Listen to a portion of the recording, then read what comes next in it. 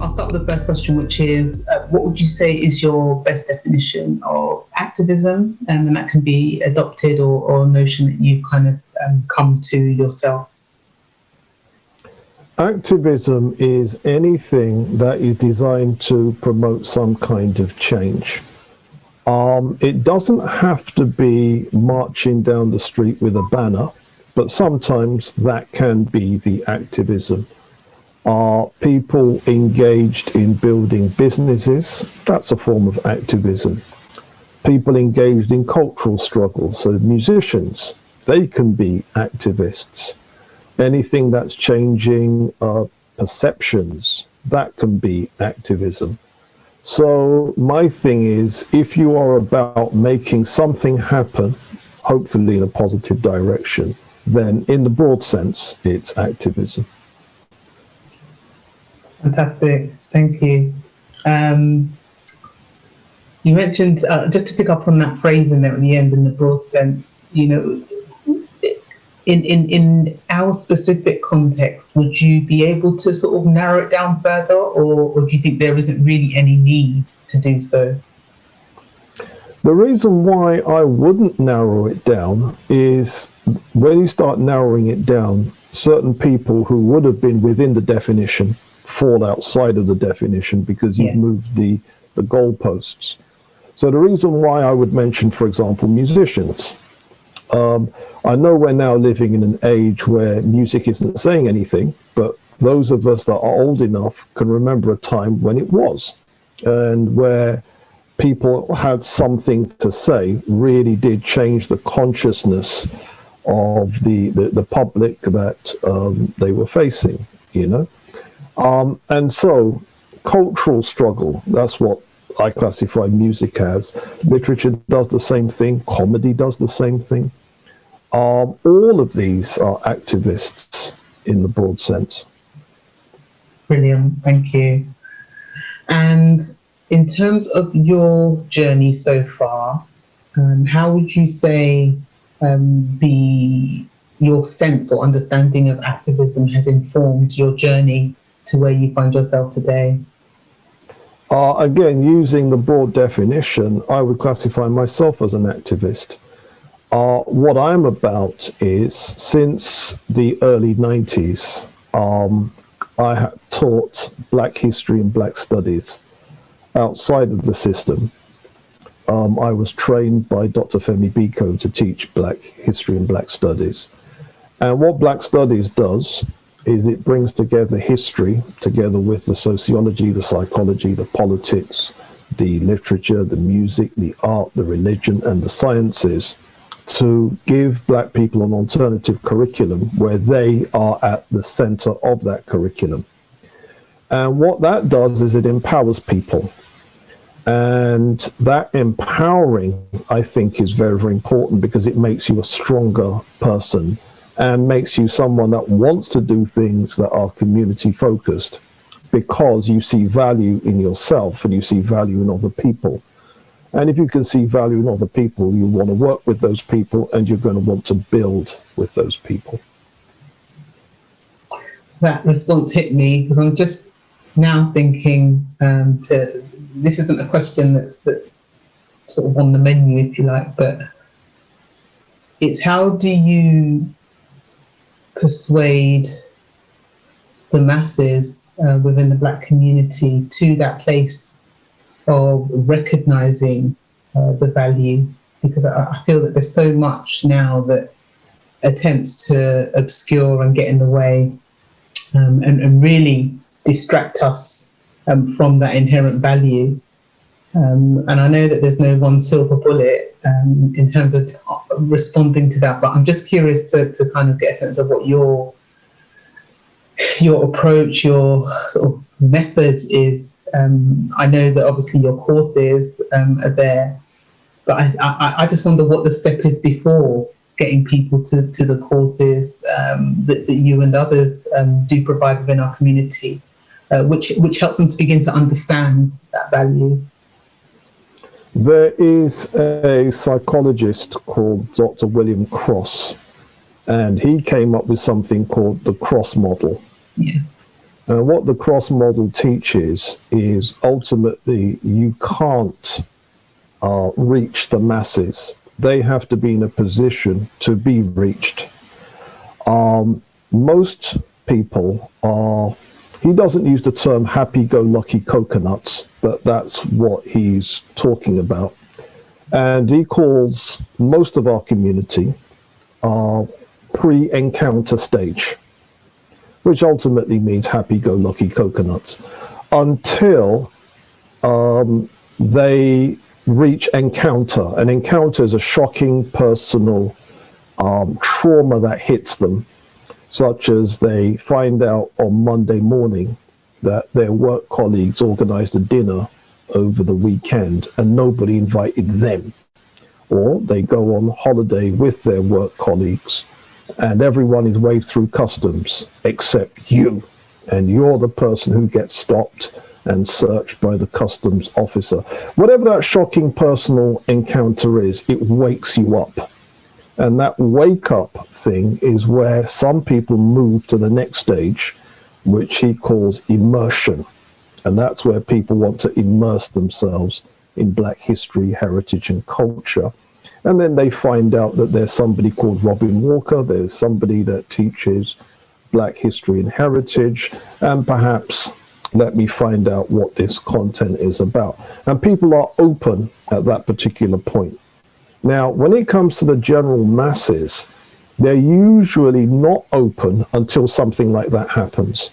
And I think for a lot of people, the last big shocking encounter was watching the death of George Floyd. And so that had a galvanizing wake-up moment for a lot of people.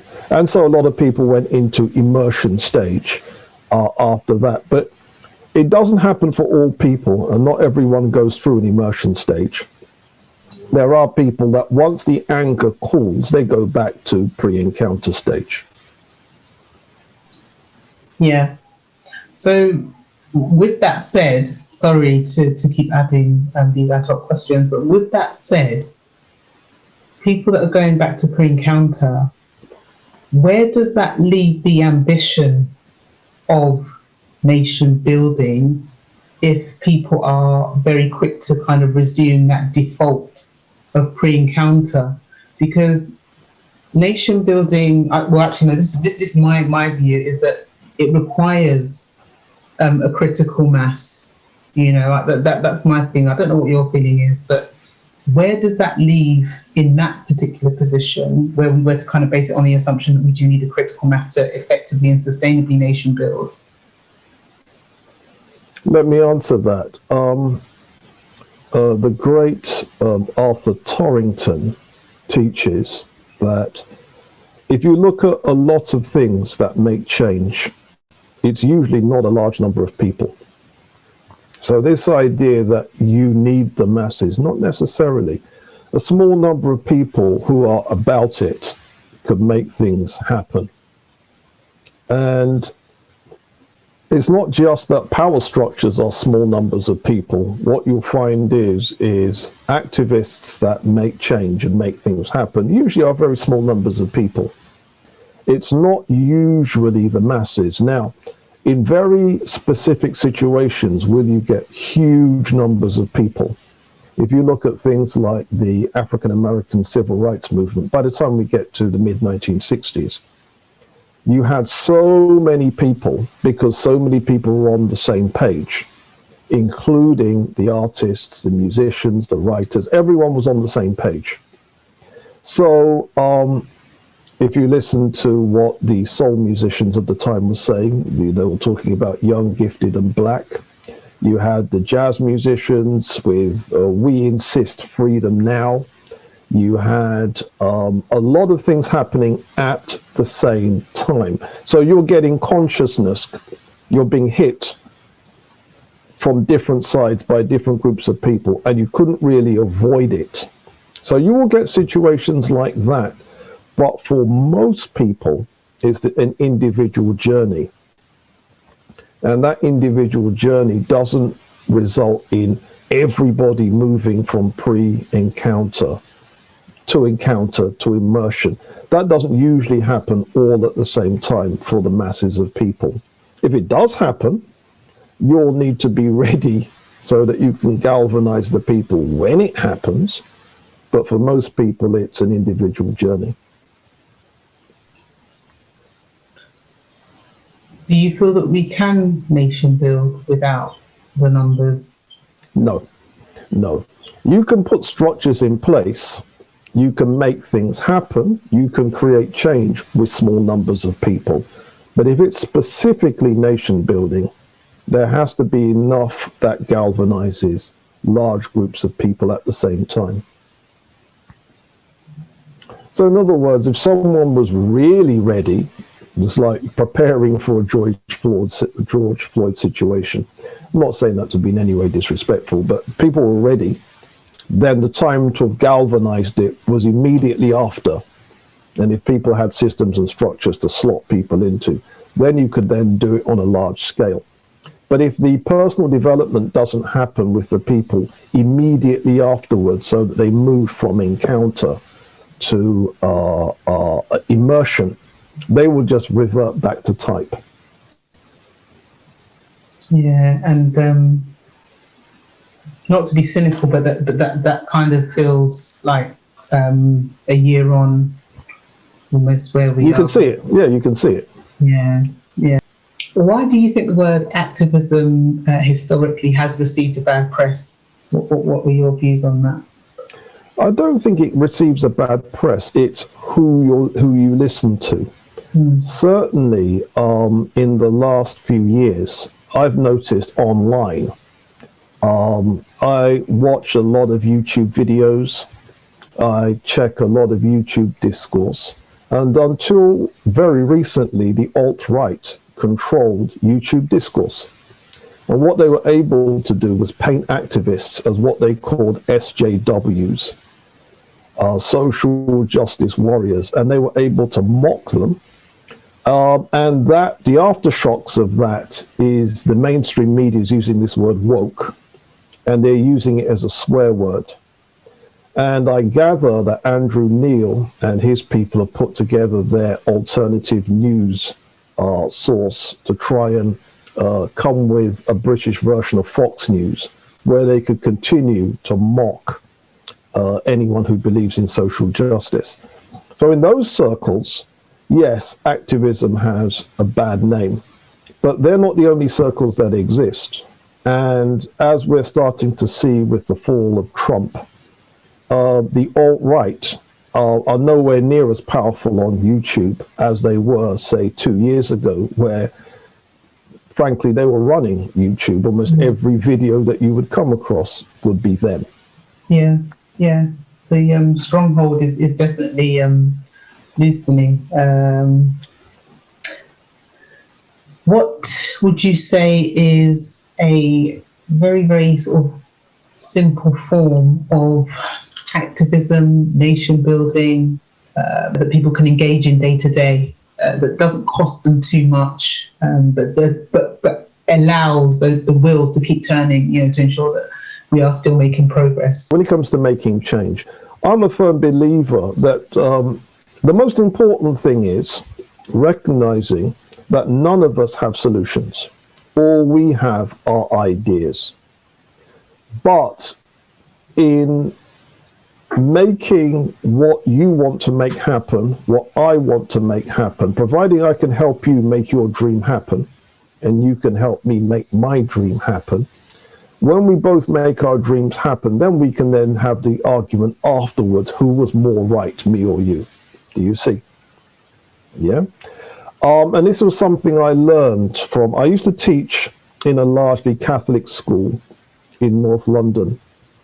And a lot of what I learned about nationalism, I learned from the Irish students that were I was teaching. The students didn't realize, but I was teaching them, but they were teaching me. And they made it clear that the main problem, in their opinion, with the black community, could you imagine a 17-year-old Irish child says to his teacher, "Sir, do you know what the problem with the black community is?" And I'm listening on the edge of my chair. And he says the problem is we try to do things by ourselves when what you're supposed to do is help each other make each other's dreams happen. Do you see? So this way, it's not about who's right and who's wrong. Does that make sense? So I don't have to agree with what you're doing, providing I make your dream happen. You don't have to agree with what I'm doing. And so black Irish people, you know, sometimes with one black parent, one Irish parent, they would explain to me that when they were growing up, if Barry McGuigan was boxing, everyone was on Barry McGuigan's side. Doesn't matter whether you like Barry McGuigan, he's Irish, we backing Barry McGuigan. Samantha Mumba, when she came out, you know, she's Irish. Irish, yeah. Yeah, everyone is down with Samantha Mumba. When it's Louis Walsh, you know, X Factor, you notice if there's an Irish competitor, he'll always put them through. Why? Because he's back. So in other words, you don't have to like Louis Walsh. You don't have to agree with what he's down with, but you're supporting him because you need to make his dream happen. And in turn, he'll help you make your dream happen. And then when we do that, 5 years down the line, once we make each other's dream happen, then we can discuss who was right. Do you see? Absolutely. So that to me sounds very much like the sort of ideological value system that holds us, that binds us together, is missing, and quite profound for a 17-year-old student to be able to actually share that, but very much on the money for me. You know, I always say, you know, what is, as a community, what is our centre of gravity? And I've come to the conclusion that we don't need to have one. We really don't, provided that I help you do what you need to do, you help me do what I need to do. You know, providing we all achieve. And if we're about the community, if we're all about the community, you achieving means something in the community got to where it needed to get to. Do you see? Yeah, definitely. And that for me definitely needs to be the value system that we adopt, you know. So completely agree 100% with that.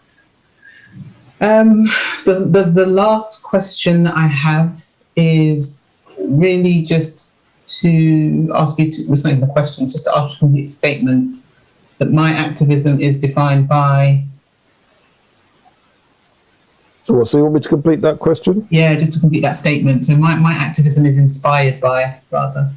What inspires you to do what you do? I am working on a bunch of theories and practice, which I think will move certainly me on and move people in my circle on. And what I'm trying to do is to test my theories to see whether they actually work. And if they do, it's something that I want to roll out across the community. And it's to do with entrepreneurship, it's to do with wealth, it's to do with getting as many people through an entrepreneurial program as possible. And why I believe that is, at the end of the day, the kinds of socialist society that many of us want to see isn't going to happen in Western countries because the Western masses aren't going to vote for it. If you look at what happened politically with the last election, where you had a dishonest politician, a philanderer, a cheat, someone who takes the public purse and sticks £100,000 worth of it into his girlfriend's project, and the masses vote for that against a man of principle, we have to face the facts that that type of socialist, collectivist society, the masses aren't going to vote for it because, for whatever reason, a philanderer, a cheat can beat that. So the only strategies that we have left are going to be strategies about what our community can do to build for itself. And for me, the message of some of our greats, Booker T. Washington, the Honorable Marcus Garvey, the Honorable Elijah Muhammad, all those people that wanted to build institutions, all those people that wanted to centralize wealth, people didn't listen to them enough. And we tried to make it all about what can the whole society do to advance socialism, not realizing that in the West, socialism has largely been defeated and will continue to be defeated. If a man of principle can lose to a cheat, what's left to say? And so for me, advancing wealth, advancing entrepreneurship, getting as many people off the plantation as possible is for me the only strategy that I think is worthy to be tried. And I want to test the theory, whether I can achieve it, and if I can achieve it, can I roll it out? And so that for me is what I want to, what I would define my activism as. Now, I'm not saying to the socialists give up. I'm saying that is what I'm doing, you do you. If what you do works, you can tell me that it worked and I was wrong. I'll do me, you help me, I'll help you, and then we'll compare notes in 10 years' time. Sounds like a fair agreement, fair arrangement. That's fantastic. Thank you for that.